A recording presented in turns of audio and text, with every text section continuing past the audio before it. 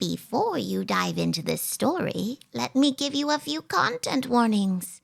The last thing I want is to catch you too off guard, dear.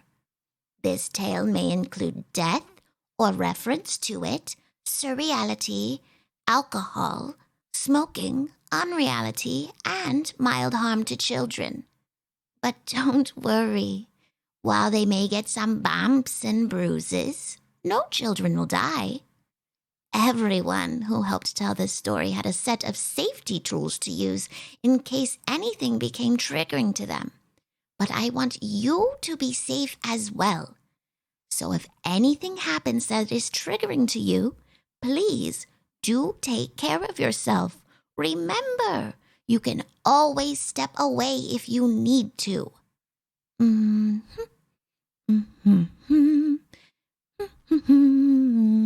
Oh, well, now that we've gone through that, why don't we begin? Let's see what lies beyond the brook. Welcome, viewers, to our 4th episode of Beyond the Brook, a mini-series inspired by Over the Garden Wall and using the Babes in the Woods role-playing system to tell the story of 5 children lost in a mysterious wilderness known only as the Backwoods. I am Edward Spence, my pronouns are he, him, I am your narrator, and my rock fact, despite the fact I don't have a character, last episode, obviously it was all very inspired by Wizard of Oz, and the names of Dorothy's younger friends were Haley, Bert, and Ray, which are the names of the actors who portrayed the lion, the scarecrow, and the Tin Man. So that's my little rock fact for this week. But let us go around once more and meet our wolf pack. How are we doing, wolf pack?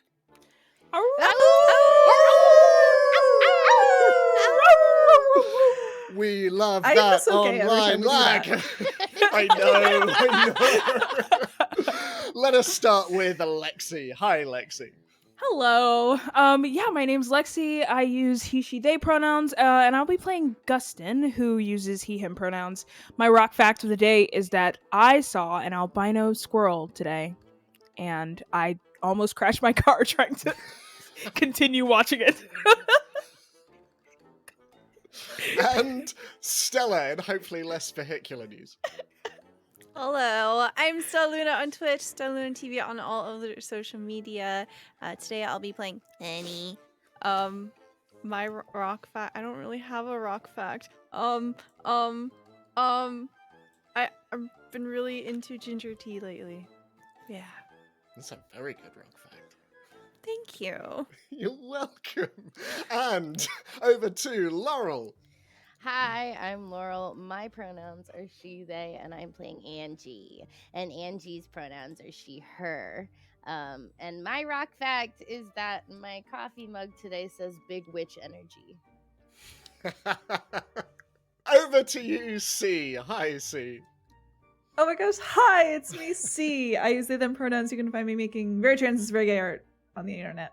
I'm playing Lou tonight, who's also very gay and very trans. And my rock fact is that I did once have to fight a rabid muskrat with a rock. I was 16, and I worked on a farm. And that's my rock fact. I have more questions, but I don't know if we have time. Yeah, so it's a long story. We don't have time to unpack. It's an unfortunately long story. I mean, potential Patreon content while we move on to Maddie. Hey, what's up? I'm Maddie Duvernay, she, they pronouns, and I play Ixia, who also uses she, they pronouns. My rock fact is that when I'm cold, I yawn, and I'm saying that because I'm freezing right now. So. It's a heads up.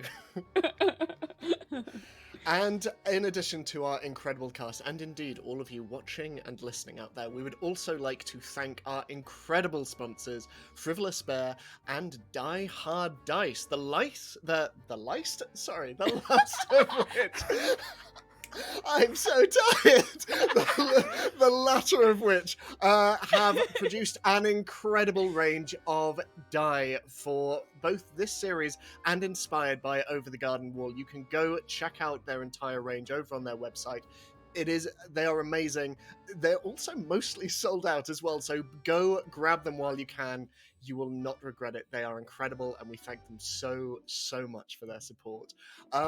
It's already been a very chaotic intro, so I suggest we just delve straight back into it, back into the Backwoods in Chapter 4. The Train. Leaving behind the rural settlement of Denslow, having reunited the adults and the children of the town, our 5 children continue to journey southwards in search of Lou's beloved Mother Wolf. But the road is proving bumpy. They were warned against the witch in the woods who even now stalks the forest looking for children to eat. The north wind blows overhead, angry and seemingly searching for something or someone. And worse than all of these, as the lighthouse in the center of the woods begins to dim, the monstrous fiend lurks in the shadows. But the day is bright. Birds sing above the treetops, as joining their music, a whistle echoes below the boughs, the distinct whistle of a train. And all along the railroad tracks that weave through the Backwoods rushes forth an immense black iron steam locomotive. Its body is vast and sleek, its chimney belching forth thick grey smoke, and across its side, in gilded, weathered golden lettering, are the words, "The Puffing Beverly." And behind its mighty driver's compartment trail a collection of carriages, over which a long plume of smoke puffs. The first 3 of these carriages are made of deep maroon wood and embossed golden trim, with curved black roofs and curtained windows swaying with the movement of the train, through which you can see a host of well-dressed passengers. The last carriage, by comparison, is altogether more humble. A wooden boxcar, with sliding doors on either side, and within its rattling structure, atop hay-strewn floors, stand barrels and crates and sacks and rope.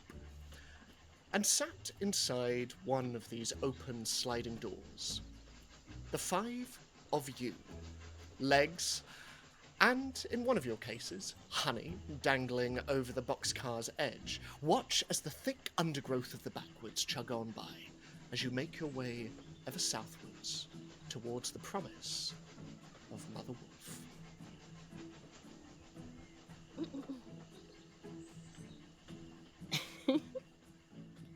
Just in case anyone's curious, the difference between a thicket and a thick wood is actually if it comes to your knees or if it comes to your hip. And the difference between a creek and a crick is whether or not you can step over it. If you can put both feet on each side of it, it's different. It's one or the other.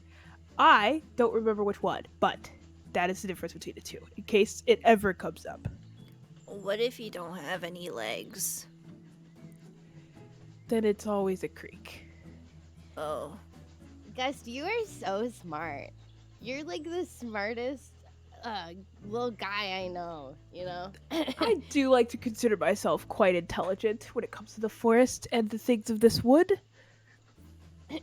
Angie's feet do not touch the ground, obviously, when she's sitting in the chair. So she's rocking back and forth, and she's got a cup of tea because Penny, did you happen to give us tea? Yes. Was that a thing? That's Yeah. a thing. I've provided everyone some honey tea.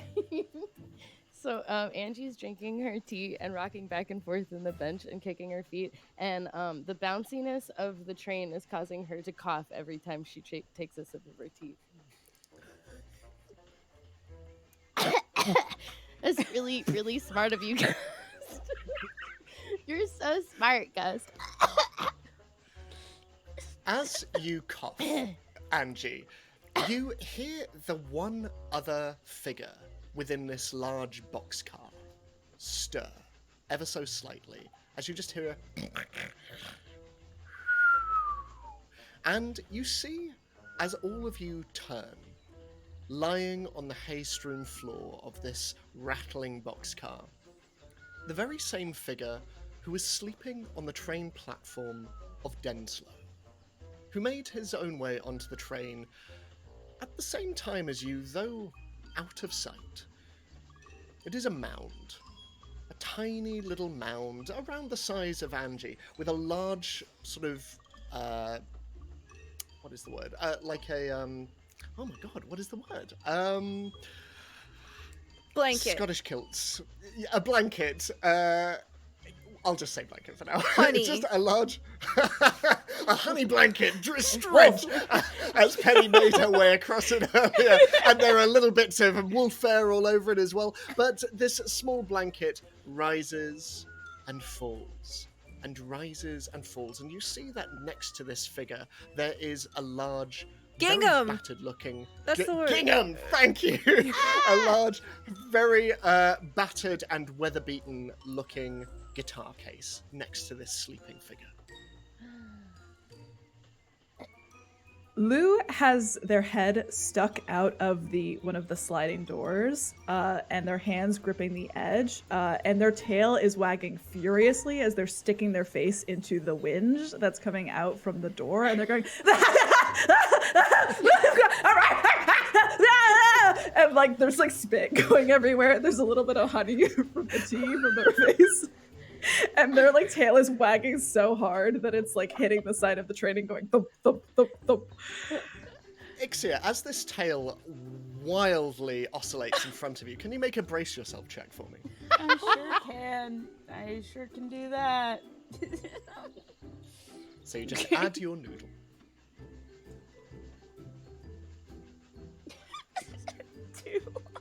No!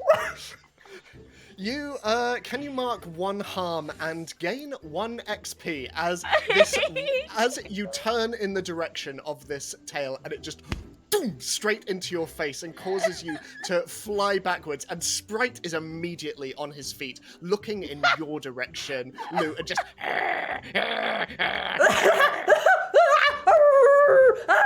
the wind is so loud past their ears that they have no idea what's going on. Like, and their tail is just like going and going and going.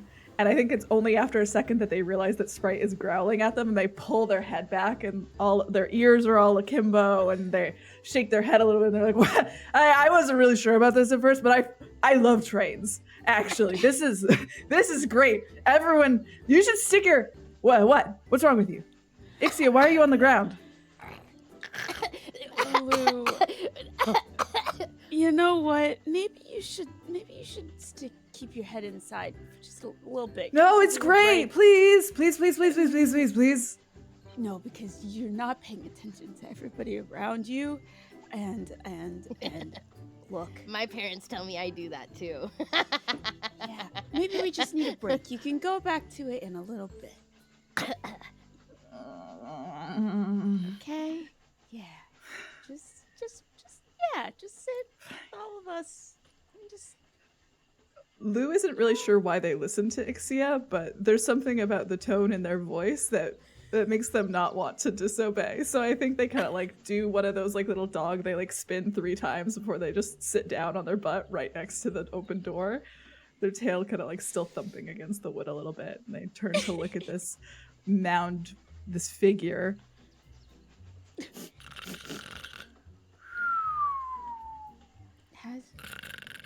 Have they been here this entire time? I think so, but I think this whole time Gustin has wandered over to the guitar case.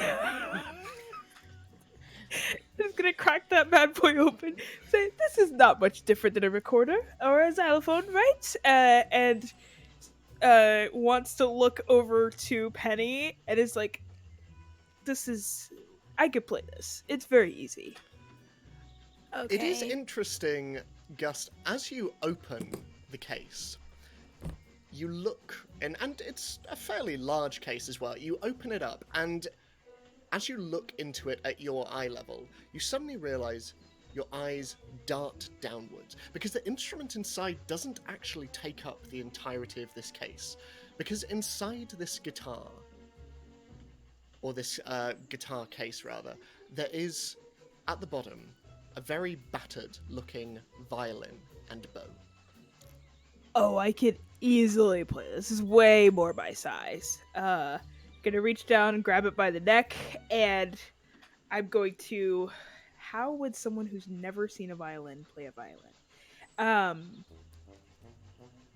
I take the bow. Yeah, I'm like, yeah, I take the bow, and at first I hit it with the back, and I'm like, oh, this is making good. These are good noises, sounds, and then I'm just gonna start like flip it forward and just try like sawing it. I will say, make make a friend for me. Yeah, of course. Make of a course. friend. So add What's your my mush. Okay. Yeah, I've got a lot of that. Nope. Oh, okay, that's a 7. 7. Okay, so as you play, and this is a very generous word that I am using, you see as the mound beside you just slowly begins to stir. And Lou, as you are sniffing, suddenly, as this figure begins to sit up, this smell, this familiar smell that has been scratching at the back of your mind, suddenly becomes immediately obvious. As a small, grey-furred possum, around the same height as Angie, sits up and just stretches out. And he wears a scruffy brown checkered suit that has seen better days and wears a matching hat and woolly fingerless gloves. And as he looks up at you, Gust, they are hesitant, but you can choose one of the following. They ask you to make an unbreakable promise, or they require a valuable gift in exchange for their friendship. Oh, unbreakable promise. Okay, so look up at you. Can I ask you please not to play my violin quite so loud? Of course, I could be a little quieter about it. Oh, my goodness. Well, howdy, strangers. How y'all doing? Good. We're riding a train. I sure know that. And he sort of gets up and starts to just stretch his legs. And been a while since I've found myself with company on one of these, though. Whew. Are you headed somewhere specific? Oh, I'm on my way to a party down south. I'm going to be playing with my violin. I'm going to be playing at a beautiful party in a beautiful house. That sounds beautiful. Hey, it is. It's how I make my living. I'm the boxcar possum. I travel from place to place, and I play and I sing my songs. What is your name? Well, I already told you. I'm the boxcar possum. Do you know Old that's Town your Road? That's my whole name. What was the other question there? Sorry. Do you know Old Town Road? I don't know, but I can play you one of my own compositions if you like. Oh, I don't want to hear that. I want to hear Old Town Road. Oh, Is that not what I'm playing right now? I'm just sawing so badly. I am once again going to have to ask you to play just a smidgen quieter, if that's okay. Well, I know many things approximately, but how would one play quieter on this instrument? Let me show you now. And he sort of shuffles over to you and sort of adjusts the instrument in your hands and just shoves it under your chin, very much forcing your head up. For the shoulder rest. Now, it's going to feel a little bit like the instrument is strangling you and cutting off all the air in your body, but you just have to fight through that, okay? Now, all you need to do is just put the bow on top of it like this and just glide it gently across like that, you see? I play like 3 strings at once, croaks. Like that? That it's certainly a start. So, what are all of your names? And he just sits down on some of the hay and looks around at each of you. Well, hi. My name is Angie. Angie, the Angiest Angie that ever was, the fifth. Oh, my goodness, that's almost as long as my name. And how about the rest of you? You must be traveling with royalty, I imagine. Royalty. Are you still the boxcar possum when you're not in the boxcar? Well, I spent most of my life in the boxcar. Not this boxcar, obviously, but several different boxcars whenever I need to get from place to place. Oh, I'm Penny. Oh, I get paid in pennies occasionally. That's an awful beautiful name for an awful beautiful young... What exactly are you? I'm made out of honey. I've never met a being who was born made of honey. That's awful interesting. You just come into the world like... tea? Oh, I'd love some tea. Thank you very much. And this impossibly long tongue just, like, scoops the bottom of your mug. And, oh, that was very nice. Thank you very much. No, you can keep that. Oh, thank you. And he just, like, pops it into his guitar case and just closes it. And what about the natural musician here? Is it made of some kind of air? Yes, but I'm also fully independent like you. My name is Gustin. You could call me Gust. Okay, an odd thing to point out about the independence, but that's okay. And what about this young lass with the fox over here? Very, very cute. I'm Ixia, and this is Sprite. Oh, well, Sprite is very, very cute. And he just reaches forward and scratches his head, and almost by instinct, seeing the ears out of the corner of his eye, almost goes to do the same on Lou's head, and then, oh my goodness, you're a proper wolf. Yeah, that's right. My name's Lou. I'm from Mother Wolf's pack. Oh, I've heard her howling in the nighttime. Awful scary, like. A better song than whatever you play, probably. Seems unnecessarily mean, but okay. Might I have my violin back, please? Whoa. Can you... Yeah, I guess. Just gives up. Hands both the bow and, like, hands on the bow hair. Like, truly grasping around the neck, handing it back to you. Here. Oh my goodness, Thank you for... Oh, I didn't realize I had to be careful. Because it was strangling me, so... Well, it's made from genuine horsehair, that, so, plucked it myself. There we go. And puts it into the guitar case. So, why are you all traveling south then? Well, we're going to see Mother Wolf. Oh, And to find my sister. Scary. Nothing's really scary. I mean, according to our friend here, Mother Wolf is knowledgeable and knows everything and will help us. That's scary. I sure hope that they're right. She's not really that scary, especially not when someone from her wolf pack is there. Me, that's me. Right. So you're bringing this I'm part of the pack. You bringing this lot back for food, or? No, just Mother Wolf wants to see the witch, so I went and I got the witch. So that's I'm the witch. What does he mean, food? Sweet buns? Like cinnamon rolls? Yeah. So that means And, we like- would be being brought back to eat food, or that we are the food? I'm not gonna eat you all, and neither's Mother pies. Wolf.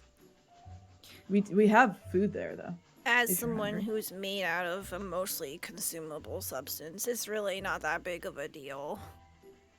I thought You we were gonna regenerate? go find Mother Wolf because she knows everything and she knows where my sister is. Yeah, that too. And my sister has sweet rolls too? I don't know. Does she? Probably. As Yeah, you're that's what we're talking doing. about food, and as the conversation branches off to Angie's sister, Penny, you hear from the adjacent cart suddenly an exclamation of, "What do you mean there's no food?" And you hear a genuine, just a sound of discontented voices from the carriage next to you, even above the sound of the railroad outside.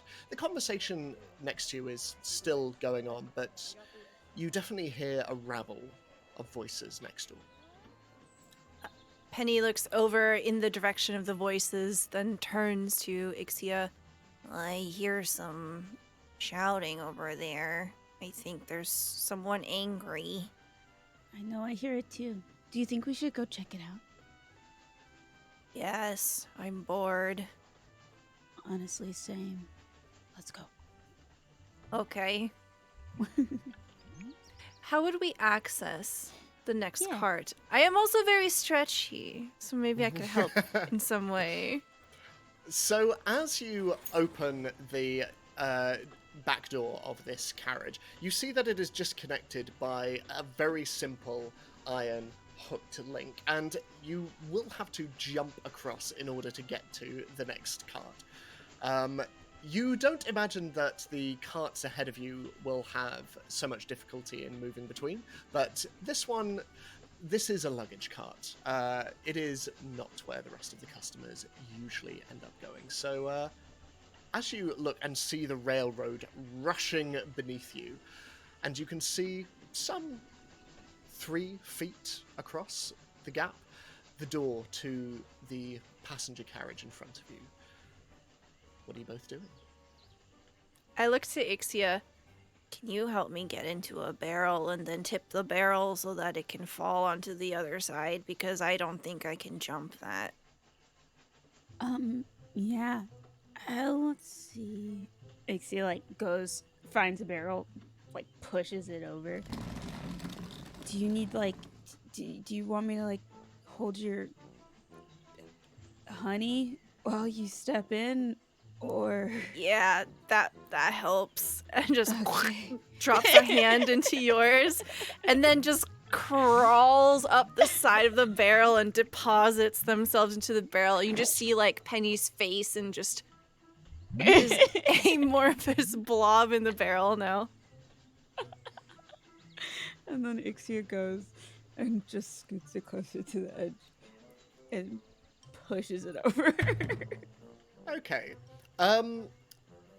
Penny, can you make a scoot away check? And if you would like to team up Ixia, do you have any friendship with Penny at all? No. Not Okay. yet. Not yet. If you would like to team up, if this roll is 10 or more, you will get +1 friendship, or you will get 1 harm if Penny rolls less than a 6. Okay. And that's my Steam. That is your Steam. Oh, hold on. I don't have fingers, so it's hard. Okay, 7. 7. Okay. So, choose one of the following. You get away, but you leave something important behind. You get away, but leave an obvious trail. The last one isn't really applicable. So, yeah, one of those two.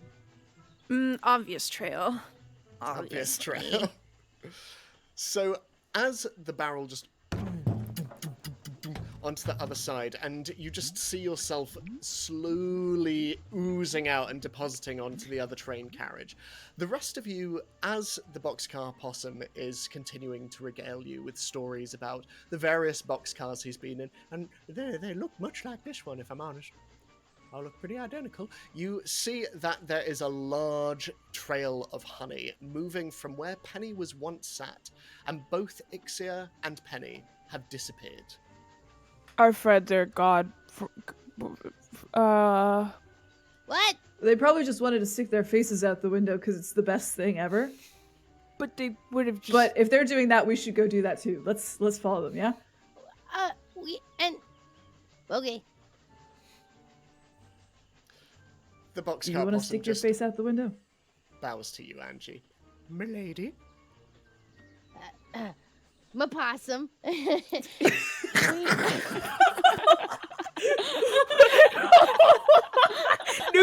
phrase just dropped.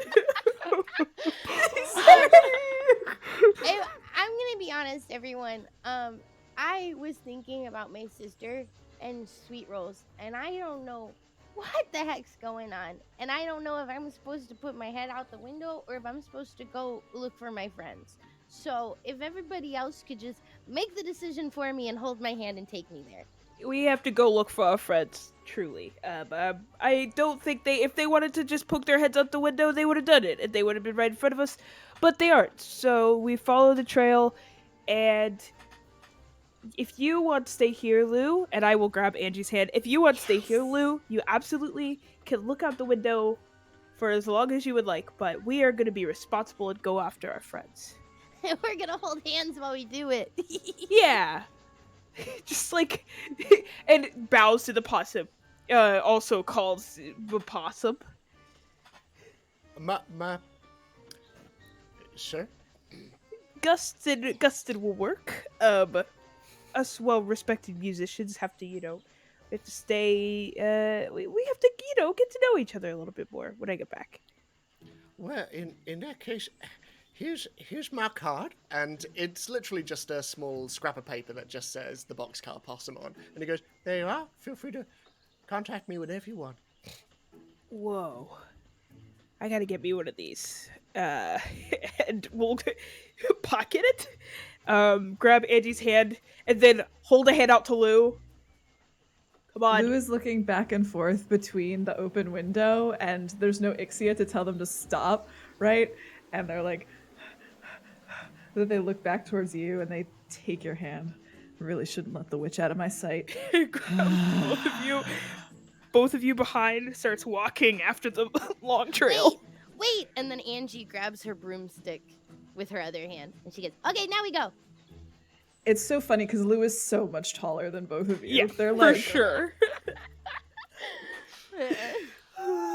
Penny, as you land upon the other side of this gap, you can see through the window of the door a beautifully appointed train carriage, a mahogany interior lined with beautiful patterned purple wallpaper, and you can see that chandeliers rock gently from side to side from the ceiling above. While stood all around there are fixed seats and tables covered in white cloth and silverware and crystal glasses, around which you see a number of besuited families in their Sunday best, all of whom have their noses turned skyward with monocles and glasses and top hats and feathered bonnets. And you can see, even from where you are now, that there is a heated conversation happening, a commotion. The gathered passengers are sternly berating what looks to be a very poor, thin-looking individual who is rushing between the tables. She has neat black ringlets that are slowly unfurling due to the amount of stress, and framing her dark features as panicked eyes look between each and every customer that she addresses as she wears the smart blue garb and hat of a ticket inspector. Penny's face just kind of rolls up to the window, observes for a minute, and then turns to Ixia. I think that they're bullying that person. I don't know enough about train cars, but maybe there's something going wrong with their ticket? Maybe. Should we go inside? Yeah, let's go. Can you open the door? Oh, you're right. Here you go. Thank you. And as you slide in and both of you disappear into the carriage, and the three others of you manage to catch up to your side of the boxcar as you see your friends disappear into the adjacent carriage, Penny and Ixia, you are met with cries of, "No food? Well, I never! Well, surely you have a working kitchen? Well, I never! Yes. And the individual in the middle is looking around.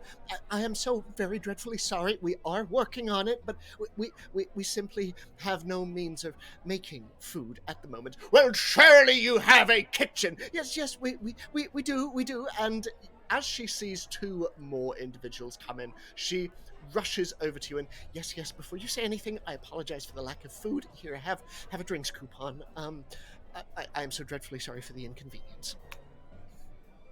You're okay. I'm not really hungry, to be honest. Well, thank you. That's very kind. And ticket inspector. Yes. I'll be over in a minute. Mrs. Smith. If you just want to wait here, we'll have it all sorted out very, very soon. I promise. Do you need help? Unless you know a good cook, no. I know how to bake. And immediately her arms just like almost wrap around you before she immediately makes contact with you and just goes, oh, and bits of you are just like stretching from her arms back to you. Oh, do you know how to work in a functioning kitchen on a train? No. You've But never been on a train. no, this is my first time. Okay. Not to worry, that's fine. Come with me. And immediately just grabbing the both of your hands, she drags the both of you as you just leave this sludgy trail behind you, Penny, as the three of you, Gust, Angie, and Lou, similarly enter the same cart. Unhand our friend! Why are you grabbing our friend? Penny, are you okay? Are you consenting to the grabs? Yeah. Bye. Bye! As Penny echoes around the corner, disappearing from view, and the rest of you are left with these very angry customers just sat around, and they look at the three of you and what you are wearing, and they just and just begin to look out of the window and just bring up their newspapers as they just ignore you entirely. Angie doesn't really get the social cues of that. Yeah. Lou definitely does. Gus. And from behind, they like shrink a little bit. Their like shoulders come up to their ears like flatten a little bit. I don't like trains so much. And they start kind of like glaring sideways as they're slowly following behind Angie and Gus. Angie was gonna walk up to the one that was the loudest, that has the newspaper in his hands, and she's gonna tug on his coat jacket and go, "Hi, yes, hello. If you can't tell, I'm a child, and I think that the way that you talked to my friends was not very kind. And as a child, I think that you should be setting better examples for people. So perhaps when my friend comes in the room, you will apologize." And then Angie has never looked more serious or terrifying in her life as she makes eye contact with this man. Make a friend. or talk it out. Either one of those. Either Are those is both mush. mush? Okay. They are. I dropped it. Okay. Okay. 4. I'm gonna use a wish because that was a 1. Okay. I'd like to use a wish and make it better. So, as you see this man just rise up, his big bushy mustache just bristling under his top hat, what do you do to change his mind?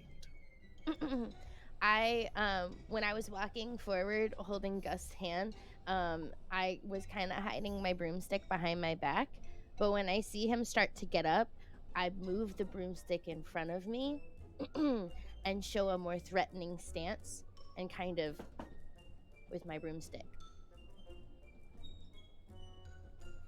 Well, I didn't know that I was in the presence of a witch, darling, and you see the woman next to him just turn around and, oh my goodness, yes, we should be on our best behavior. Yes, of course, we, and we treat all our servants very, very well. We're just in a little bit of a rush today is all. We're not usually so ill-tempered, but I promise, yes, we'll do better.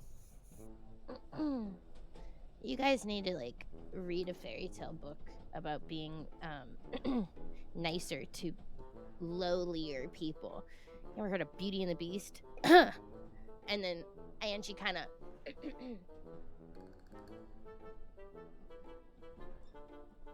Yes, we'll seek it out as soon as we get to the next town.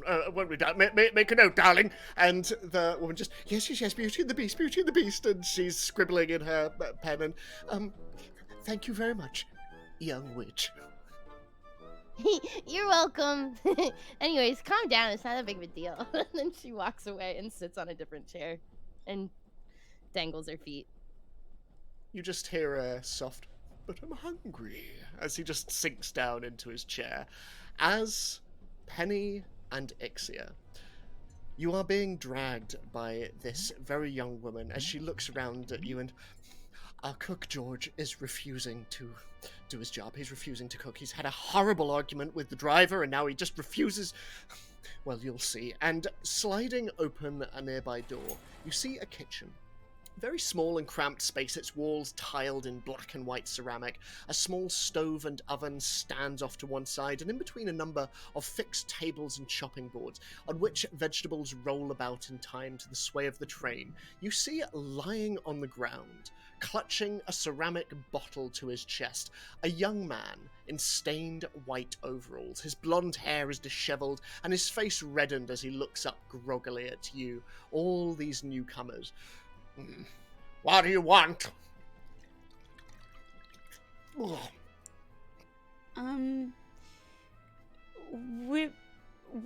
We've come to help cook, bake. Oh, so they're getting replacements. Well, that's great. I'm without love. I'm without a job. Great. Okay, well, first of all, we've come to help, and maybe you could drop the attitude and the alcohol, and we could work together to make everything better. I have been gravely insulted by the train's driver, and I refuse to cook until I receive a proper apology. Well, what exactly happened?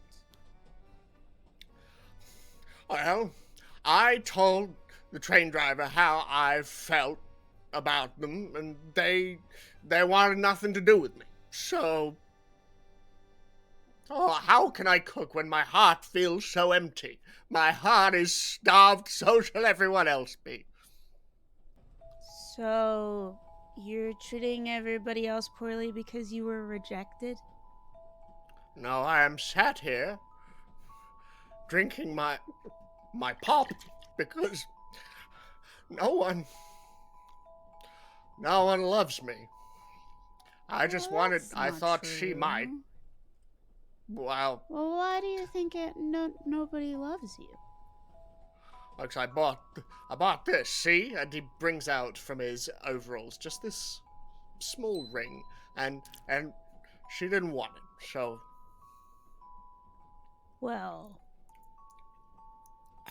were you guys dating? No. I Well, thought she that liked might- me. Well, that might be your first problem. Usually people get to know each other and date a little bit before you give them a ring. Really? Yeah. Have you ever asked her before this how she feels about you, or get to know her, or ask her interests, what her favorite food was, her favorite color? Do you even know the color of her eyes? No. So do you love her? Do you love the thought of loving her? How old are you? I can't remember, and that's besides the point. I'm old enough to know that you should have taken the time to get to know her as a person. All I'm hearing is that you possibly view her as an object.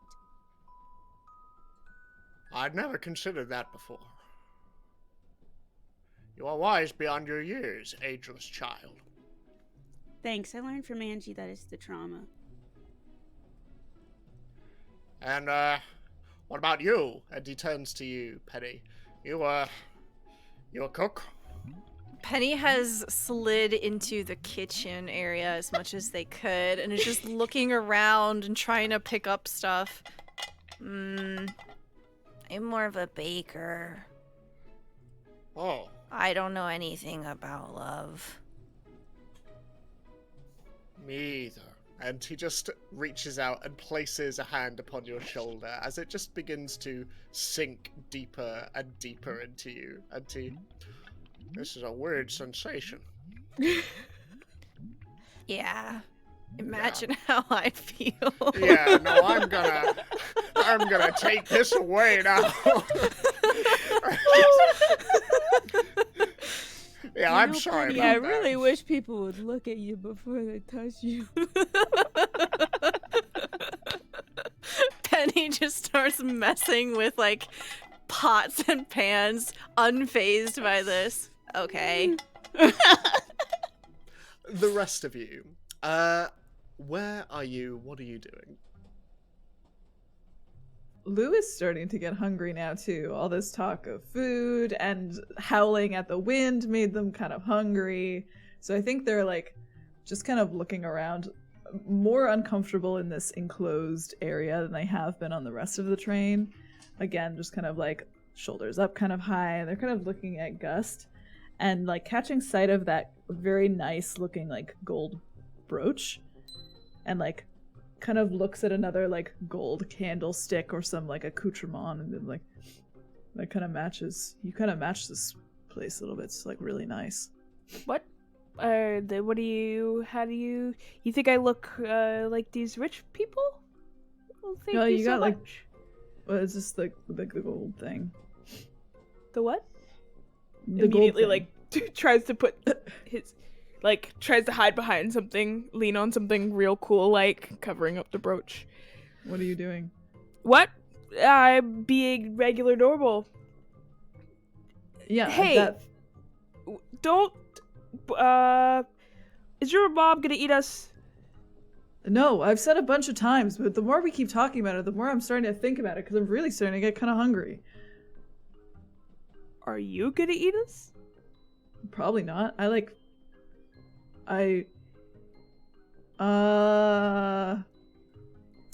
Did you guys? Angie is like really far away at a dining table across the room, and she just yells loud enough for everyone in the room to hear. Did you guys say you're hungry too, right? Yeah, no, I'm starting to get hungry. Yep. We should go in the kitchen. And Angie just hops up and walks into the kitchen. You see the man that you spoke to earlier just equally stand to his feet and, a capital idea! And as one, all of the passengers in their carriage just begin to file. Oh, sorry! And they start to file back in and sit down and, sorry. Not you. It is not an invitation. I only like nice people in my party. And then Angie turns back around and waddles into the kitchen with the broom between her legs. Okay, let's go after Angie, and I think the honey is leading straight to the kitchen, so Angie's right, so we should go. Yeah, we probably should go see what they're doing. Hopefully they're not like, giving any random people like romantic advice or something weird like that, Yeah, no, that would be way out of pocket. Yeah. Could be upsetting. All of your feet and shoes are so sticky, by It's the bad. way. It's so bad. Luke doesn't wear shoes. Their feet. Oh, that's even worse. worse! Oh, God! Like little hairs of carpet are just sticking to the undersole. It's Yeah, Bad. they're like when a cat gets something on its foot, they just like flick it a bunch. Like Luke's Yep. like one step like flicks their foot, another step flicks the foot. Like after Gus. Okay, let's get in there, and we'll follow. As you do so, Gust, take a gander for me. Okay, can do. Okay. I realized last time I only rolled 1d6, so I'm going to be smart this time and roll 2. Okay, so for this one I'm using my noodle. Yes, your noodle. Okay. Oh, nice. Oh, no. That's just gonna be a 6. A 6. Okay. So you see someone or something that gives you a scare. and you mark 1 XP. Okay. You see, briefly, underneath the shirt that Lou wears, just hanging underneath, a small rat skull. It is new. You've not seen it before now. It certainly wasn't there when you met them. And there is something deeply unsettling about the way that its empty eye sockets seem to bore into yours. You continue on into the kitchen. As everybody Ixia. walks into the kitchen, Ixia is just talking to the cook and be like, so what you want to do is ask her everything you want to know about her interests, what's her favorite book, really pay attention to the color of her eyes. That's really important. People love that. This is all very good advice, but I'm wondering if maybe you might be able to go with me this time. I just, especially after the rejection, I don't think I could do it again. I could go and coach you off the sidelines. I finished the soup. Can you try it and tell me if it's good? Oh, yeah. Bring a pot over. It's just honey and water. Categorically. Like the biggest spoon that she can find and just dunks it in. And then she kind of pours it in her mouth. It kind of dribbles. It's like, Penny? Is it missing something? It's missing like everything.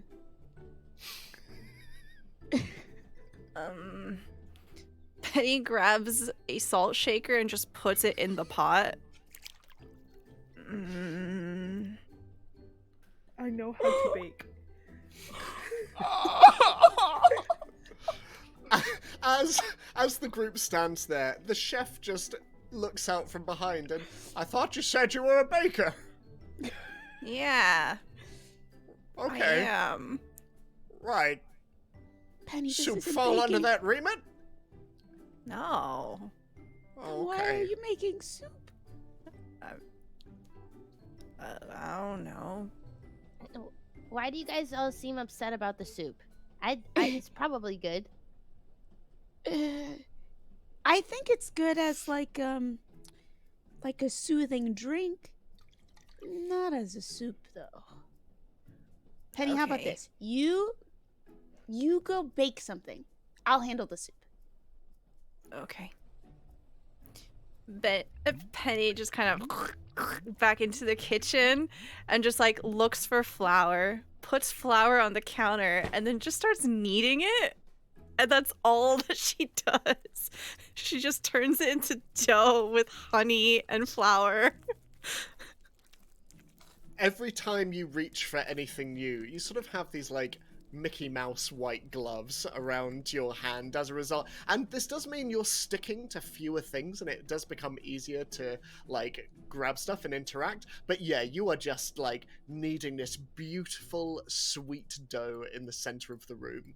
As the chef just looks around at each of you and, well, I guess if you've got all of this in hand, I'll go up the front.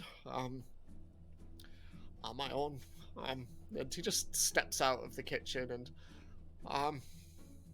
thank you for the advice, though. Very useful. You got this. Just be yourself. And also Okay. maybe apologize for jumping the gun so fast. All right. Thank you very much. And he turns and he leaves, leaving all of you alone in the kitchen. Who the heck was that? And what happened in here?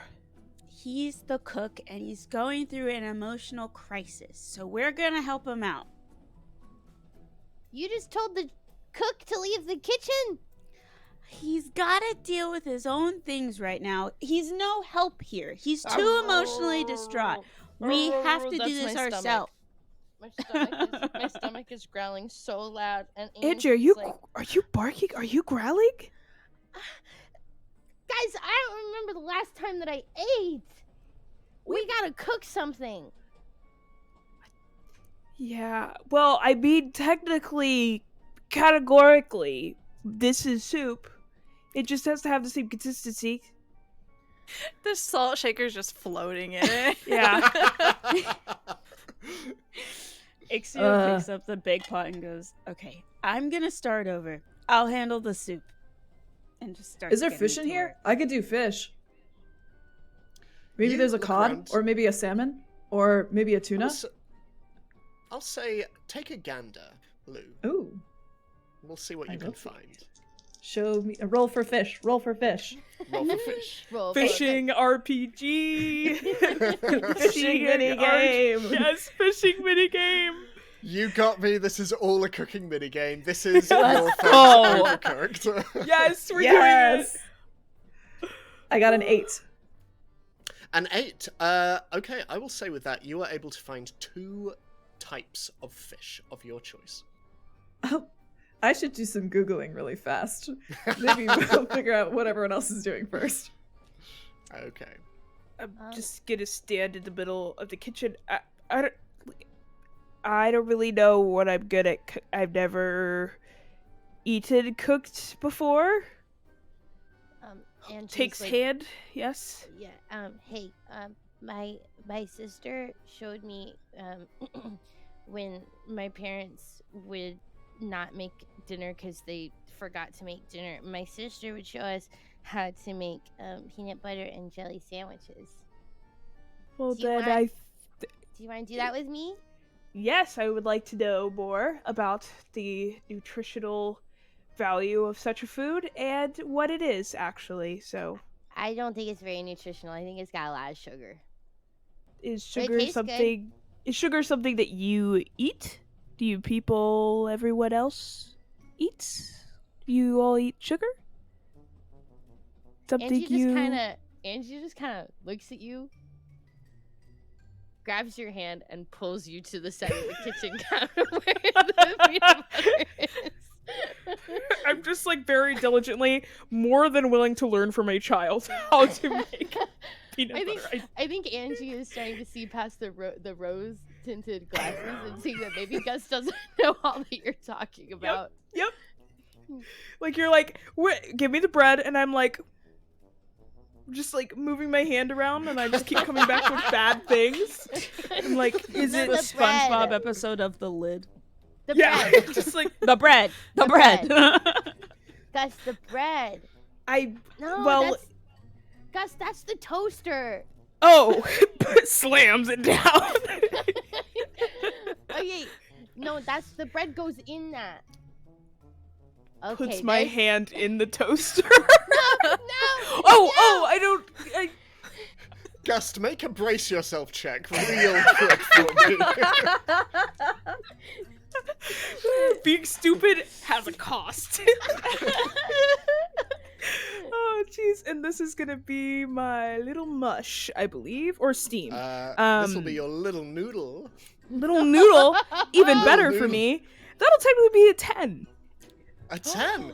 Yeah. You avoid harm and I'll say, as you push your fingers in, and Angie, you reach out to stop him from doing this.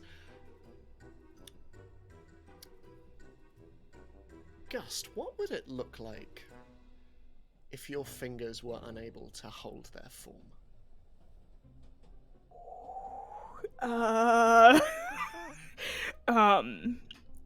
I think everyone,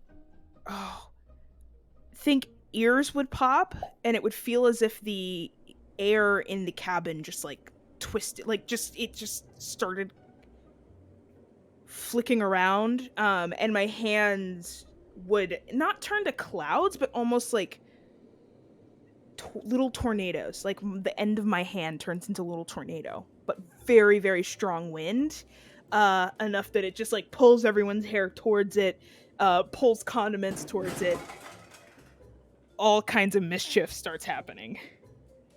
Can everyone make brace yourself checks for me, please? You are exempt from this, Gust. You rolled a 10. You are fine. Yeah. But the rest of you. There's gonna be so much honey everywhere. Yep. And flour, Got the an 8. flour. What do we 8. add to that? Your noodle. Oh, I got a 3. Okay. 13. Ooh. Hot damn. Okay. So 13, absolutely fine. Angie, you just feel a rolling pin dunk to the back of your head. You get 1 harm, but you also get 1 XP. And Penny, you got an 8, yes? Lovely. So you can either choose to avoid incoming harm, or take the harm, but the source is temporarily inert. I like the second one because there's just honey everywhere, and somehow this stabilizes or affects what's going on. I think as there is just a and Penny, you are covered in flour. Your eyes just open beneath a white mask of flour, and as honey coats the opposite wall behind you, Gus, it is actually this that stabilizes your fingers as they kind of solidify your hands a little bit and provide this wet, sticky outer coating. As Lou, what did you roll? I also rolled an 8. Lovely. So I will allow you to make the same choice. I think Lou will just kind of like avoid the damage as they like yelp and kind of like turn with all of their fur, like huge animal instincts, just kind of skirting out of the way where they're like, ah, like weird wind pressure shift that they can feel. So as you do so, and there is a moment of calm in the carriage, the door just opens as the ticket inspector just looks in, looks at all of you, one by one, by one, by one, by one. And just closes it again. Angie, when she got hit with the rolling pin, she kind of just like stayed there for a second. And she looks up at Gus and she goes, maybe I should just make the peanut butter and jelly. Well, if you just tell me where the bread is, No. what bread it, No.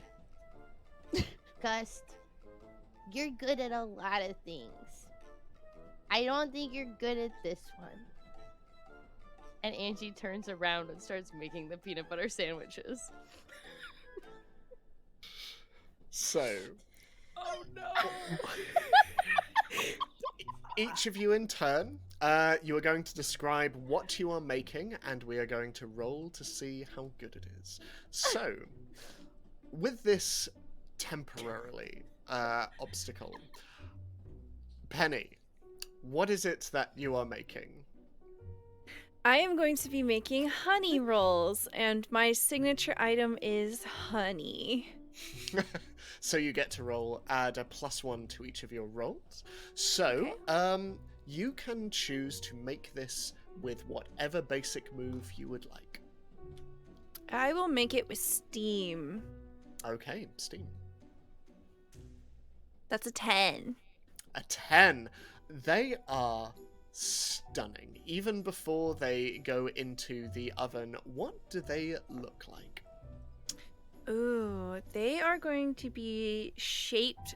So essentially Penny has made like a long roll and has cut them into different pieces, and will make them vaguely like each person in the party's faces. So there's one that's vaguely Angie, one that's vaguely Lou, one vaguely Ixia, one vaguely Gust. I will say with a 10, not even vague. They are beautiful representations. Glazed, shimmering, shining. Lou, what are you making? Lou is making a roasted salmon because they don't actually know how to cook. So they turned the stovetop up all the way so the fire is like coming up over the grate, and then they put the salmons, they found like a couple salmon and they put it on a stick, right? Like, and then they start like roasting it as though the stovetop were a campfire, and because that's the only way they know how to cook. So they're making some salmon. Cool. So roll mush, noodle, or steam for me. I'm gonna roll steam. Min-maxing for my fish here for 9. 9.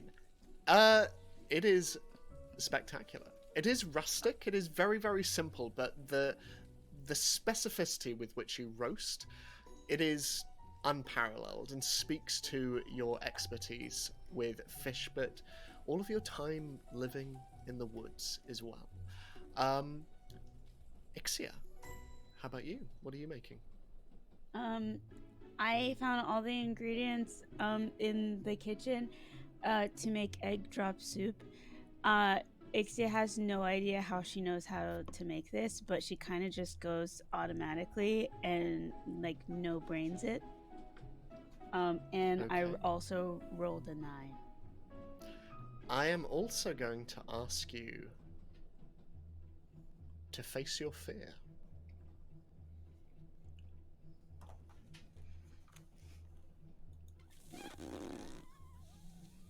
Which So, you just roll, and you do so with disadvantage. Oh.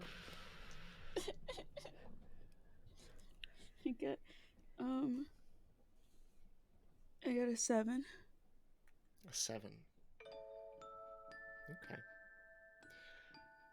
For the briefest of moments, you see before you a shimmering fire and a large pot suspended over the flames, and within, bubbling soup and a thin ladle is dropped inside. And after a moment's hesitation, whoever is making the soup drops an extra garnish on top. The purple and yellow petals of witch hazel. And suddenly, you're back in the kitchen.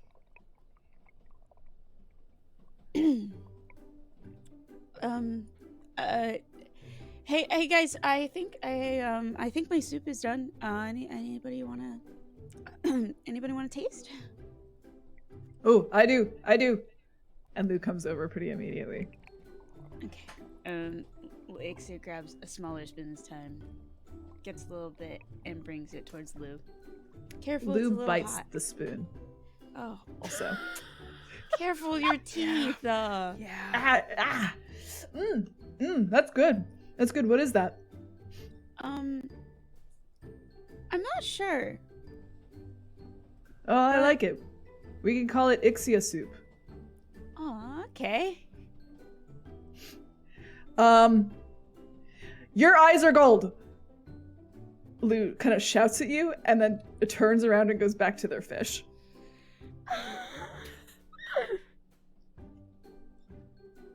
Ixia just kind of like touches her eyes and was like, This shit is so gay, and I'm so happy about it. So cute! I'm losing my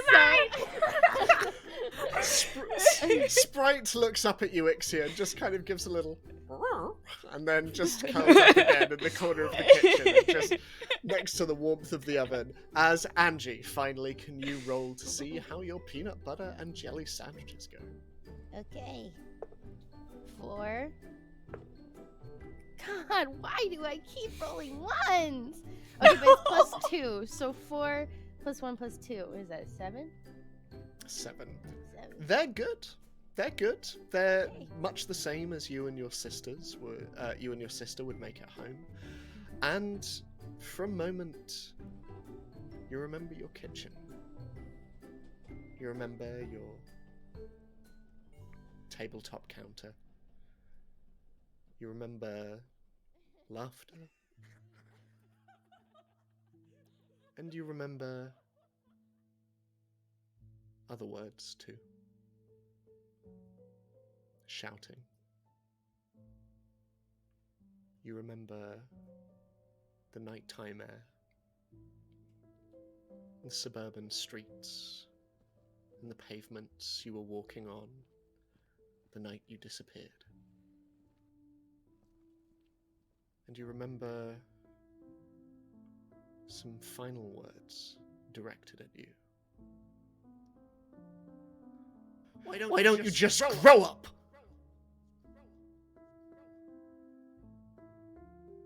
The stack of sandwiches teeter in front of you. Impressive.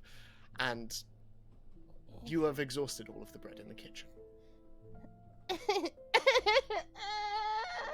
Oh, Angie. Ixia runs over to Angie and softly starts, like, just develops petals in her hands, softly starts rubbing Angie's face. Like, No, it's it's okay, what's nothing. wrong? Listen, I got peanut butter in my eye, and and Angie like actually gets peanut butter in her eye, trying to prove that she got peanut butter in her eye. Ow! Oh crap! Oh, be careful, be careful, be careful, be careful. Angie, put your hand down. Get your hand away from your face, Angie. Angie, down. Everything's fine. Just.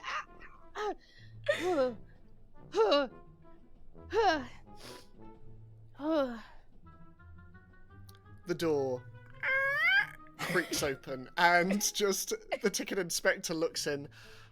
Okay, I think they're ready for you if you're all done in here. I think we're done, right?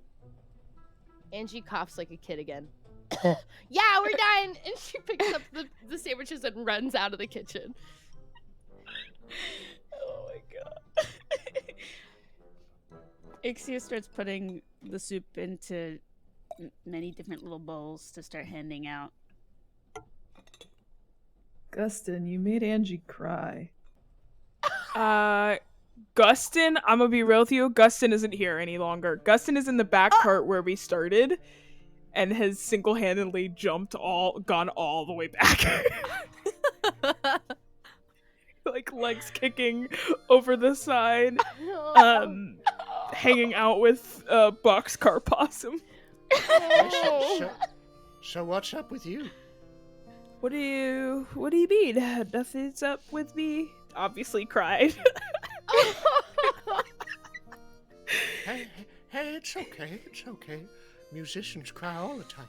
We're not paid very much. How you doing? Well, normally I'm very good at everything, like I was earlier, playing this instrument for the first time. And You are exceptional, yeah, you were really good. And I hurt my friend. I wasn't trying to.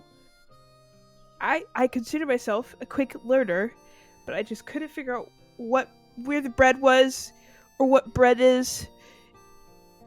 And I kind of freaked out a little bit. I understand that. Hurting people in this life is unavoidable. We can't help it. Only human after all, except for us possums. But, you know, it's up to you what you do to try and cure the hurt, or how you apologize. I've always thought.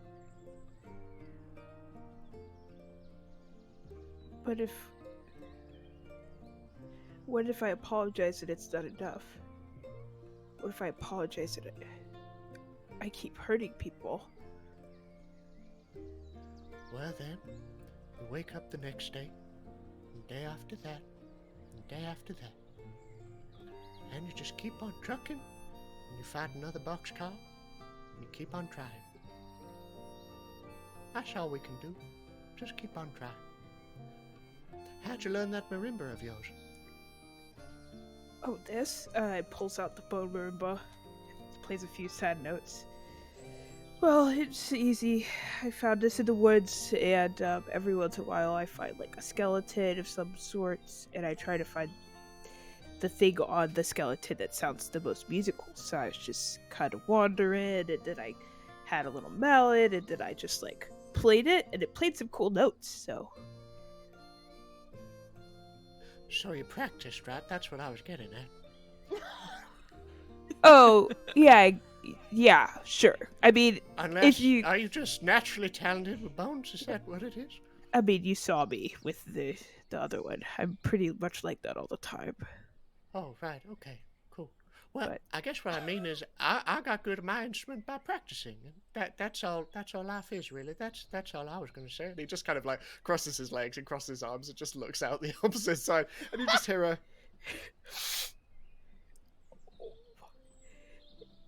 You mean I have to practice to be...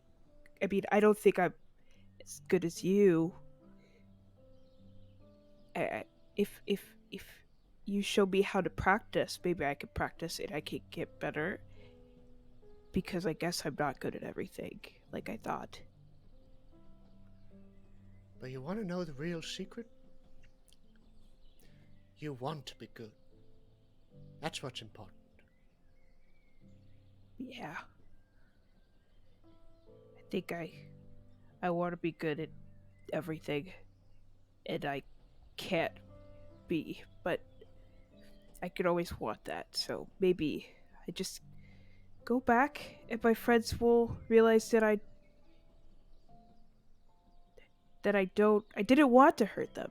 I just wanted to make sandwiches with them and food with them. Because I don't eat food. Do you eat food? I eat so much food, but mostly the stuff that people throw away. I eat trash. Oh, well. You might like this. And I pull out my little hand that, like, did not work super well. I, like, oh, this is gonna be a little gross. Almost like hardened skin. Just, like, pull the honey and flour and try to wrap it in a roll like I saw Penny do. And I'll say, you might like this. Oh, honey roll.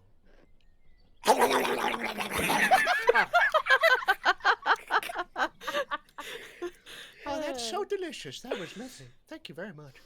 I have more food. My friends are really good at making food, if you want some. I would love nothing more. I, like, stand up, dust myself off. I will look out into the thicket, like this forest that's passing us by, and resist the urge to run away. Take my friend, or take my new friend, and walk into the boxcar. You walk in, and for the next half hour, food is served amongst an increasingly more content clientele. Sandwiches are passed around, and these initially are sniffed at by the passengers who are, I've never had peanut butter and jelly before in my... Oh, that is rather good, actually. And they start to pull them around. And you also see the soup being deposited, and everyone seems to be very much at ease. And for a moment, there is just the soft sound of clinking cutlery as this soup is joined by beautifully toasted and roasted salmon and some of the finest skin I've ever had. Look at that. And these mutterings all around the boxcar. Penny, these honey-glazed buns of your friends' faces, are they staying with you, or are they going to the customers? Yeah. Penny transports them into the cart by just boom, boom, boom, boom, right into where their torso would be if they were a person of meat. But they're not. And as they go out into the other cart, they just reach in and deposit these honey rolls onto different tables. Everyone is so enamored with their food that they scarcely mind the fact that you are literally dripping honey over every surface and tablecloth. But the customers are happy, they're content. to say nothing of the ticket inspector, who just pulls you all to one side and is effusive in her praise. And for the last half hour of the journey, she takes you through to first class, which is wide and open, and it is full of leather-bound sofas, and you can see that there is a large pool table in the middle as well. It is very, very impressive. It's one of the largest spaces any of you have spent any time in. But you see, off in the distance through the windows, as you spend the rest of your time in this train, that in the distance, as the train is slowly beginning to come to a standstill, there is a small, lonesome station platform, honestly little more than a small wooden crate next to the train tracks, with a wooden sign pointing north and a wooden sign pointing in your direction, south. What are you doing with your last couple of minutes on the train?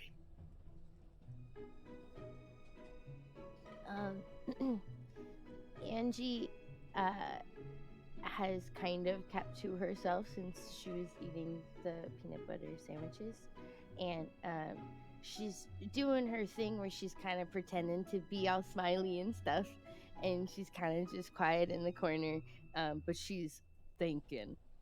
She's having existential dread, and she'll take a bite of her peanut butter sandwich and just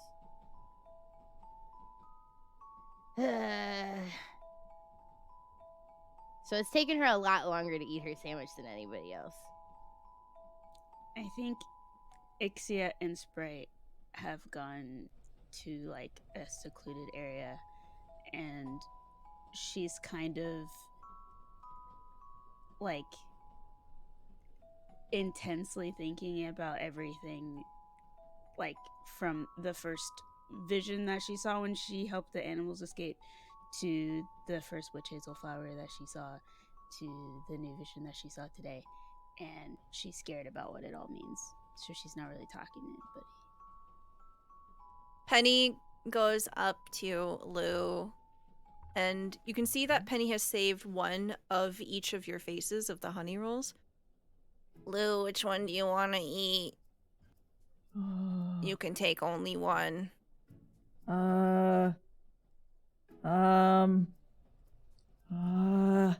And they like spin in a circle.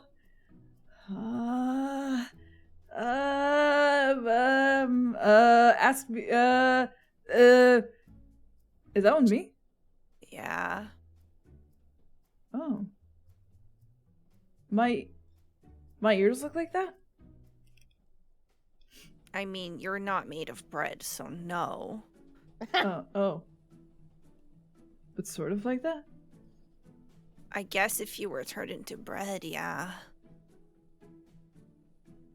Oh, cool. I'll take that one. And Lou kind of picks up the one that's their face. It's sticky. Sticky. Thanks. Thank you, Penny. This is nice. This is nice and cool. Thanks. Okay. And Penny just turns and leaves. Goes up to Angie. Pick one. It's for you. Oh, wow. These are cool, Penny. Yeah, I mean, I guess I'll pick myself. Is it normal to want to eat your own face? I don't know. And Okay, you might good. notice that there's a distinct lack of a penny-shaped one. Aw. It's just the remainder of the three. Okay.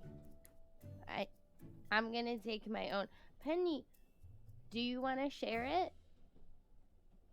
Okay. And Angie is really careful to break it in half so that they're even pieces. And she said, now it looks like I'm winking at you. And she hands you the other half. That's funny.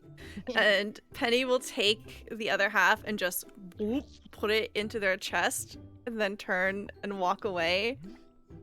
And we'll probably walk up to Gust since Ixia has isolated away. There's only 2 left. Which one do you want? I think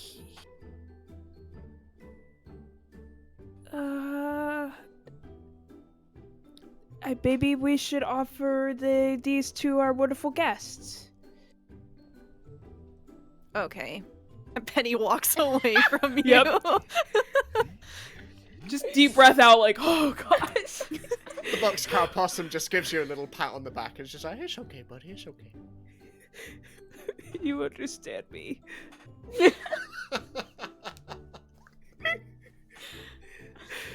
And Penny will wander off to try to find Ixia. I think Lou noticed, like, hears Penny laugh for maybe the first time, and their like ears kind of perk up. They've tucked the bread like into their pocket because they don't have like mirrors or anything, so they're like, oh, okay, gender affirmation bread right into the pocket there. Keep that. And I think they kind of like trot over to where Angie is sitting and goes, hey witch, you made Penny laugh for the first time. That was cool. Huh. I didn't realize that. Can I make you laugh for the first time? Okay. Okay, and Angie's really trying to think of a joke. And she's she's sucking in all of her air. And you can see her cheeks turning really red. And she's like, Are you casting what a spell? did? Sorry. What did the wolf say to the other wolf? Oh,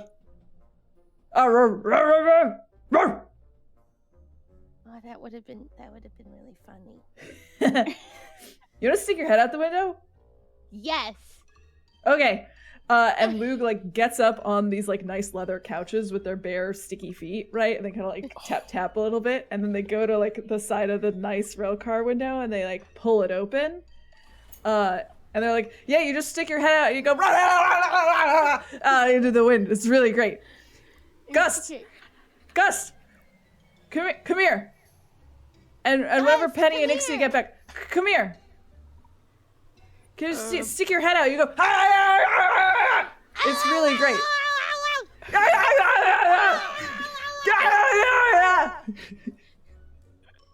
Hey, buddy, the first step of healing is sticking your face out that window. Yeah, I will do that and join my friends who are having a good time putting their face into the wind, which I'm definitely not afraid of. And I will take a trepidatious step towards the window.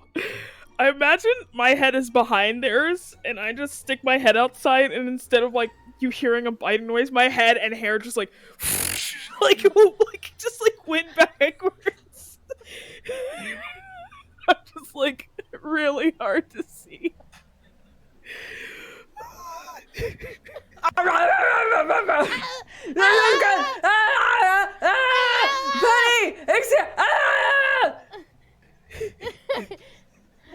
Angie's got like tears. The wind is like pushing all of the tears out. Ghibli tears. And it's like, it's like slow motion for Angie for a moment. She's like,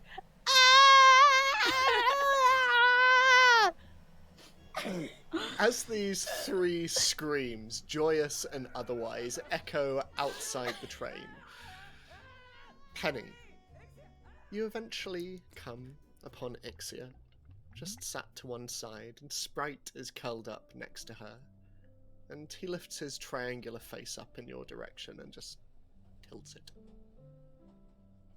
Hello, Ixia. Oh, hey, Penny. What's up? Are you okay? Why are you all the way over here? I'm fine. just a lot of people today. Energy a little drained. Yeah. Hey, this is your face, and then this is Gustin's face. Which one do you want? Well, I'll take my own. Thank you, Penny. These Okay. are really pretty. Thank you. I made them myself. Penny looks down at Sprite. Do you think that Sprite is a guest of the train? Yeah, I'd say so. I mean, aren't we all guests? I suppose. And Penny just drops Gustin's honey roll and then turns to leave. As you do so, you hear two sounds. You hear Sprite immediately descending on this honeyed tree, just and all the way across the other side of the cart, you hear the other guest as the boxcar possum just okay, and just leans back in his chair and just brings his cap down as there is from outside the sound of the train whistling as you feel its chugging just slowly come to a stop next to this station platform. And the ticket inspector walks in. Hi, so it was as southerly as you can get, you're wanting, right? Oh. Yeah. Is that here? We can't ride the train anymore? Can it keep going? Faster? With the wind? Well, not unless you want to travel up north. You're more than welcome. No, we should get off here then. It was really nice to meet you.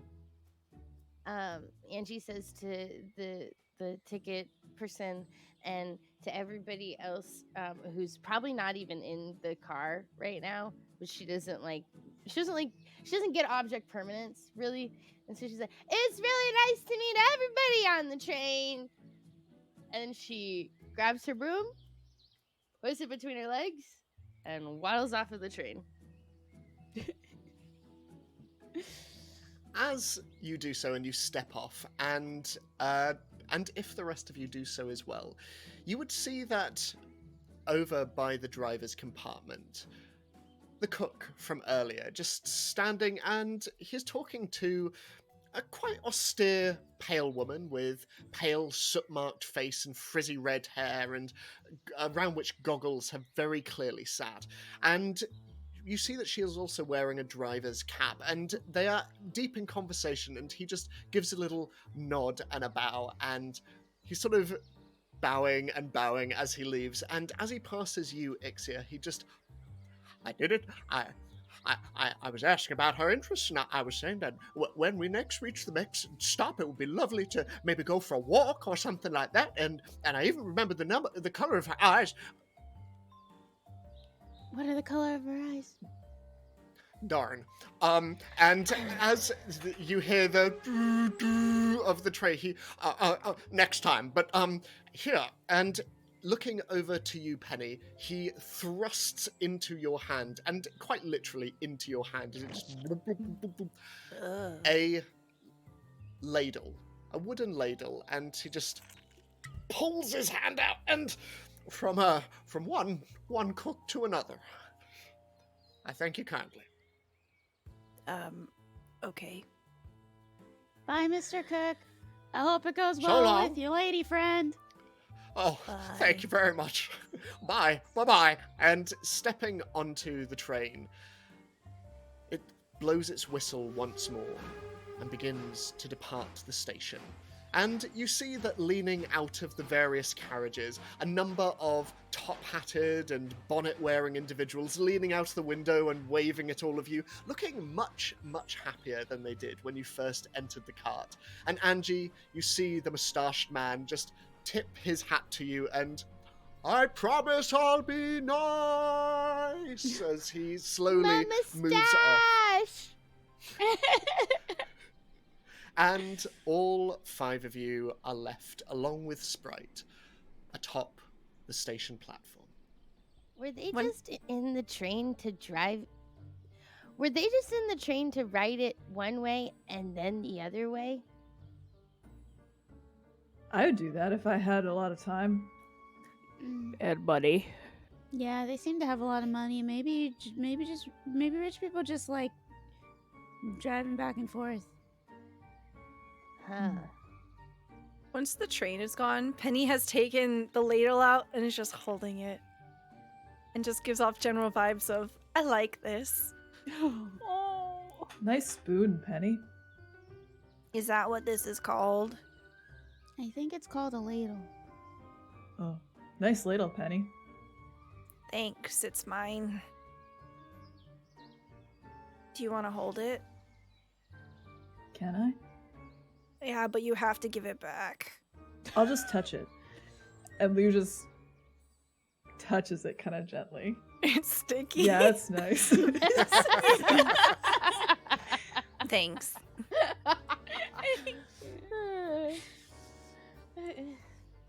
So, as you step off the platform, I'm going to ask all of you to make... actually, not all of you. Whoever wishes to make it, you can decide amongst yourselves, a wood roll. So, anyone can make it. It is minus fear and it is plus your hope. But it will ascertain whether you can find your way to your next area. I'd be happy to roll. I believe in Alright, you. Dice. I don't have any fear or any hope, so it's just a gay roll. Yay. Okay, 8. We're rolling 8, a lot of eights okay. today. So, as you all walk through the woods, making your way south, on a 7 to a 9, you choose a kid to confide in, and you will get +1 friendship with said kid.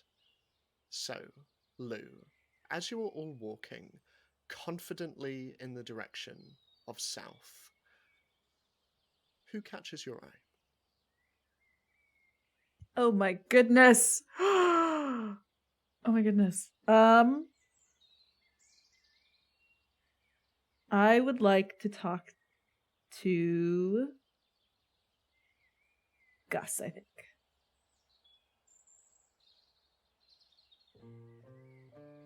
Gust is just kicking the ground, puffs of dirt around, kicking a rock, and playing the same notes on his marimba in recognizes a melody that he really likes and is trying to play it over and over again. I think Lou is just kind of walking alongside of you and doesn't really notice, kind of the way that when dogs like hear a siren, they'll start howling along. Yeah. I think Lou just kind of starts like, oh, oh, oh, oh, like just along to whatever little song that you're playing. And then they kind of like hiccup and go, oh, you're pretty good with that bone thing. Thank you, and you're very good at awooing. Thanks, it's because I'm a wolf. Yeah. What's it like being a wolf? Like, do you like having like a? It seems like you have a big family. Yeah, I have the biggest family, and Lou kind of starts looking away, and they all really like me, which is why I was sent on a special mission. And I'm definitely part of the pack in a big way. Being a wolf's the best. It's the greatest. I've never not been a wolf, and I like it a lot.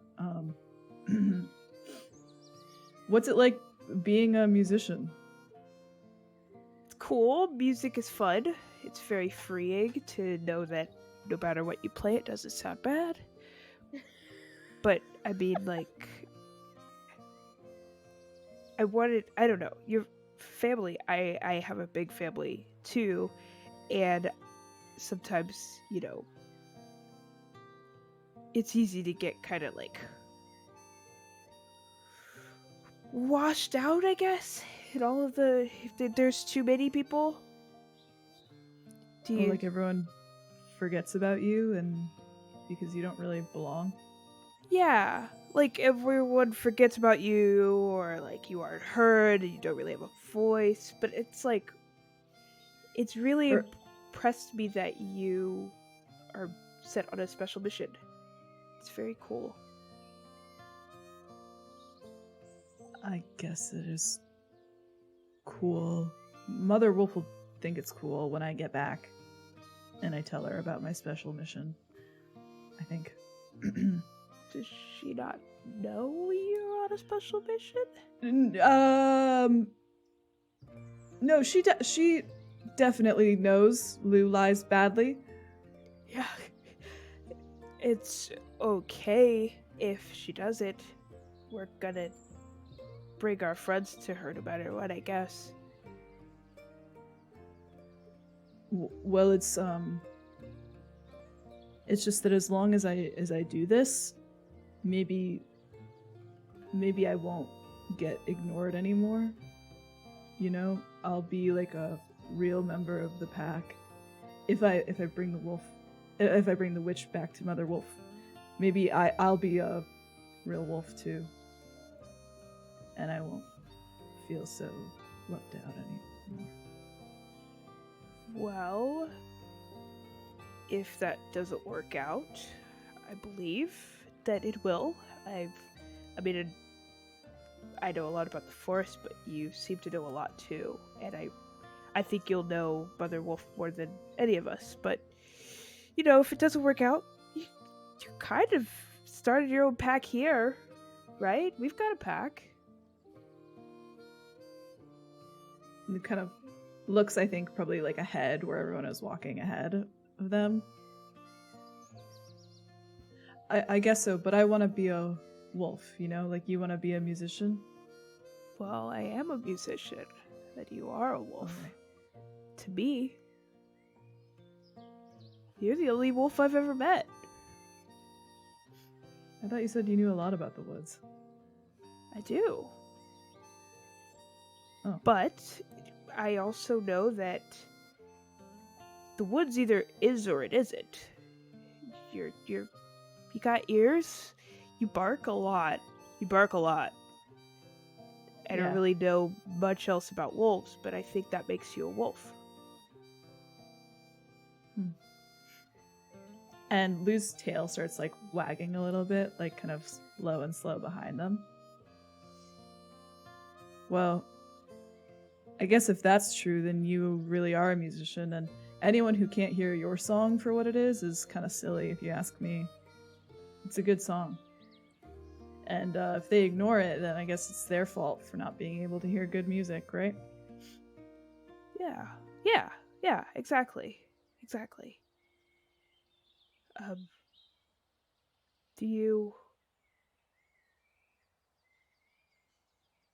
you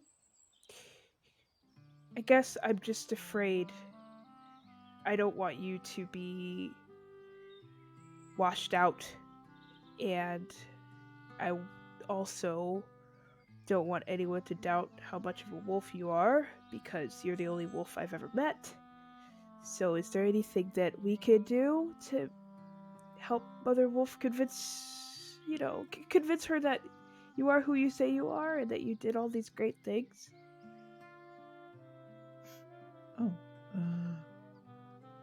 I think as long as we get there, Mother Wolf always says that actions speak louder than the greatest howl that you could ever produce from your lungs, and that a truly courageous wolf will speak with their actions and not just their words. So I guess just getting there with everyone safe and it's only like slightly sticky, Yeah. And I'll just look at the group and continue playing notes on my little marimba, hoping that they join. I was gonna say, I'm picturing while you guys are having that conversation, like we're walking ahead of y'all, like super like unaware of the conversation that's happening, and Angie's just kind of like bumbling along and kind of humming some tune that she remembers from home, and then when you start playing your bone song, she starts like, "Ow, ow,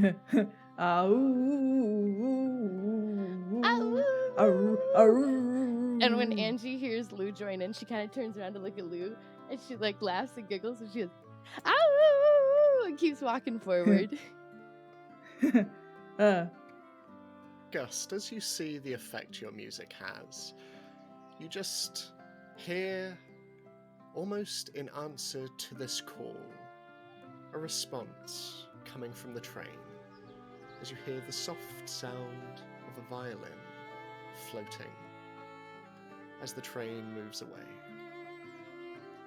And Lou, as you call to the sky, feeling more content than you have done in a very long time, you see the moon, and it is almost full. Tomorrow night, a promise must be kept. As Penny, can everyone except for Stella take their headphones off, please?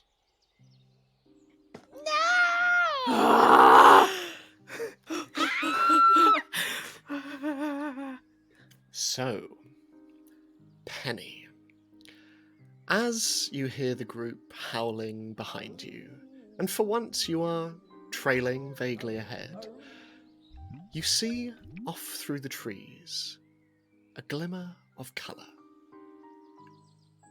Flowers. Beautiful, wild flowers, illuminated by a single pillar of light that pierces the tree boughs above, illuminating this perfect patch. Oh. It's gonna take a minute for everyone to catch up with me. Suppose I can go check that out for now. And I'll begin to glide over that way. You do. As this wide, open, solitary, and very intimate glade opens up.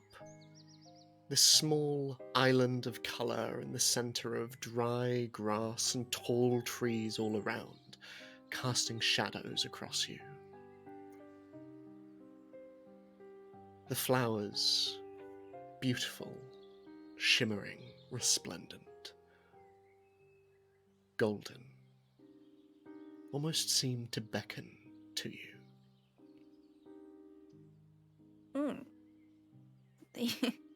These almost look like they're made out of honey. I wonder if Ixia has ever seen something like this. And Penny will glide right up to it and slowly, doesn't bend down, but just sort of like begins to just minimize their height and become more blob-like.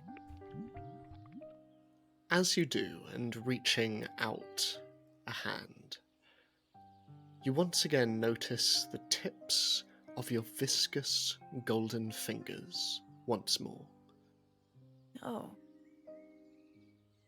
The purple has spread since you last looked, and where they end, they transition into a deep, dark, black pitch, and you notice that over your eye, too,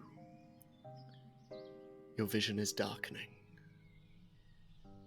And suddenly you feel your movements begin to slow. Like honey left in the cold for too long, you can feel yourself growing heavier as all about you, the air begins to chill.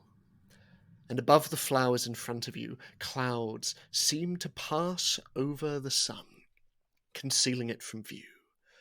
And gone is the golden light about this part of the woods. Instead, there is an uncomfortable mist that lowers between the trees, and between the trunks, you see a darkness moving all about. Oh. Am I lost? Penny spins on herself, trying to see if there's a way back. Maybe she went a little too far. As you turn, the darkness is there, and not just that, but facing you, there are two perfectly circular, white eyes. Oh. My child, you have been lost for some time, haven't you? Feels like it's only been approximately 5 to 10 minutes.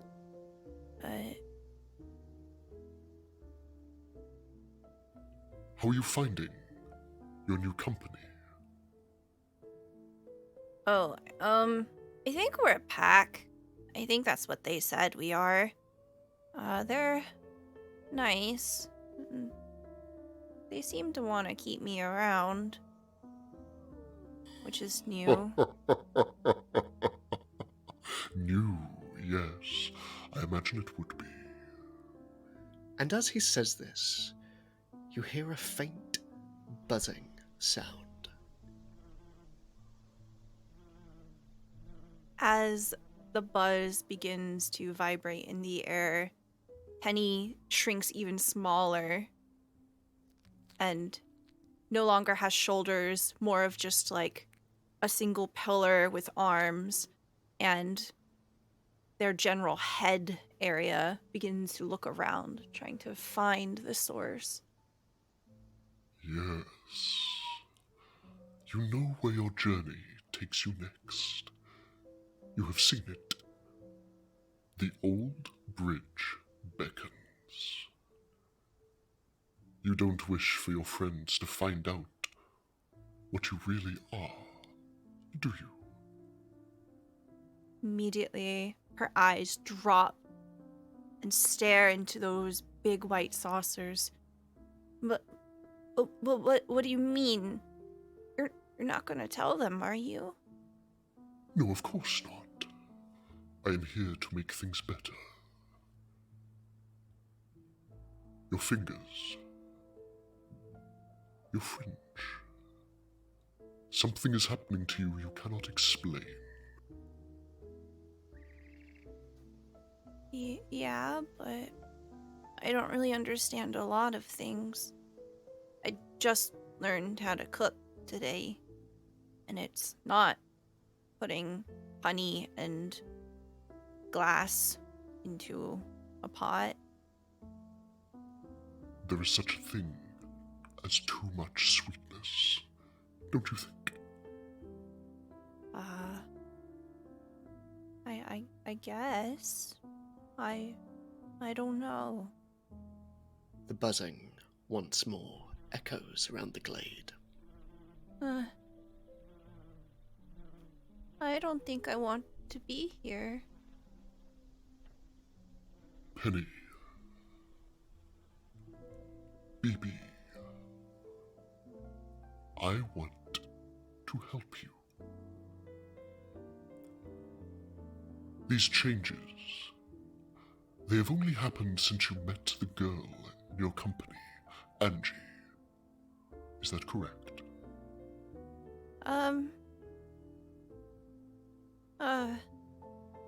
Maybe? I don't know. She is unnatural, and she does not belong here.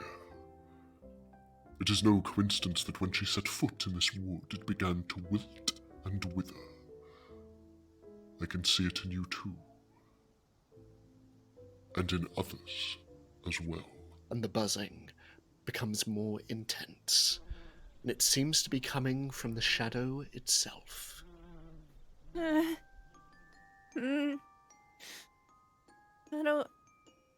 want to leave here. From out of the darkness, a hand stretches out, closed. And as it opens, you see something in its palm. a bee. A black bee. She is large. Larger than most bees one would expect to encounter in these woods, and were you to have seen her only a week ago, one would describe her demeanour as being almost queenly. However, the colour of her wings has faded.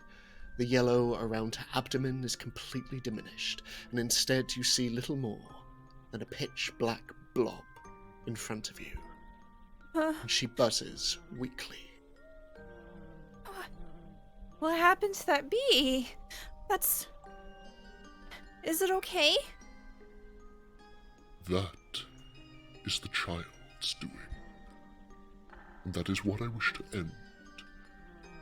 Your suffering. And your mother's.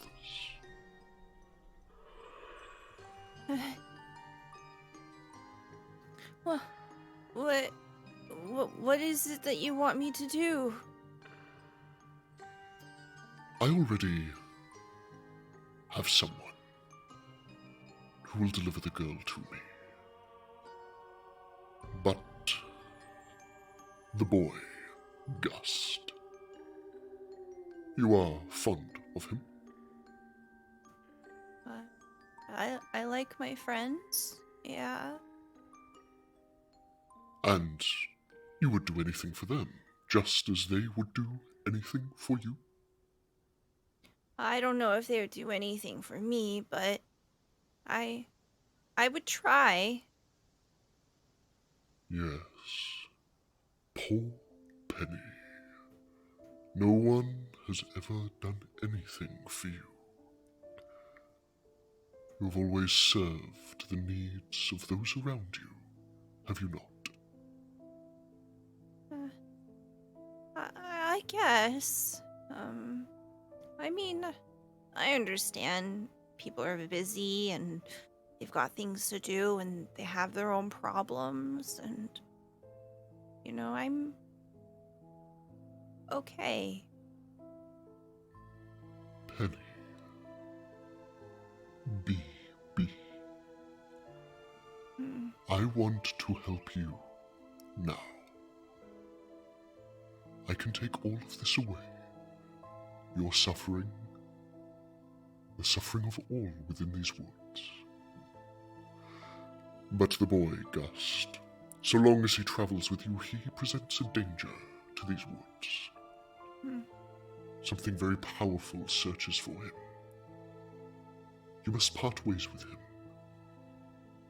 You must send him north at the earliest opportunity.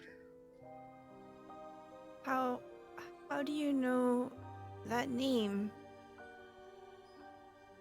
BB. The buzzing within his palm increases a little. And the hand just retreats back into the darkness, and the buzzing is silenced. Do we have an agreement, child? I don't know. Do I have to decide right now? Penny, I'm going to ask you to face off against the fiend. You roll, and you minus your fear. Okay. I don't have any fear yet, so it's just going to be a 2d6. Okay. I rolled a 3. You plus 1 fear, and you gain 1 XP. Okay. As the darkness pushes in closer and closer, and your form diminishes even further and closer to the ground, as the voice seems to reverberate all around. You mistake me. It is framed as a question. But I will tell your friends what you are if you do not do this. And then you will be truly alone. Okay. Yeah. I'll try. That is all I ask. And in return, I will redress the balance, and you will be whole once more.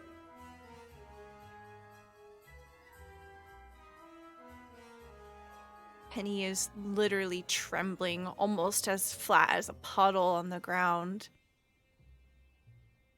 And she tries to close her eyes. I just want to go back. That is all any of us want.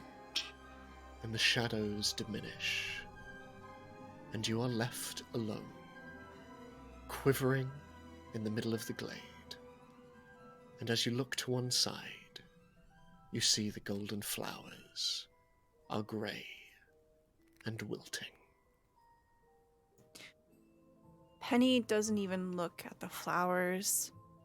She immediately pulls herself back up, and she's wildly looking around, trying to find the way back, and immediately pulls forward as fast as she can. You move off through the undergrowth, and as you do so, moving towards the howls of your companions, the darkness lowers, and the eyes watch on. And overhead, the north wind blows. And that is where we're going to end this week's chapter. Secret. Are we allowed back in? You're allowed back in. What happened? I want to know. Let me in. That is it for this week. Our jolly train journey, much more emotional than I was expecting. It was good. It was really, really, really good. This group has so much trauma to unpack, and we're not even halfway through, so... but we will be back again next week for our 5th chapter, where we will reach the midway point of our season.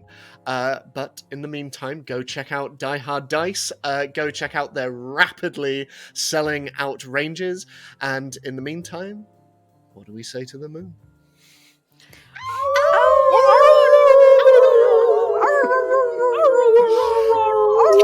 We love you, we'll see you soon.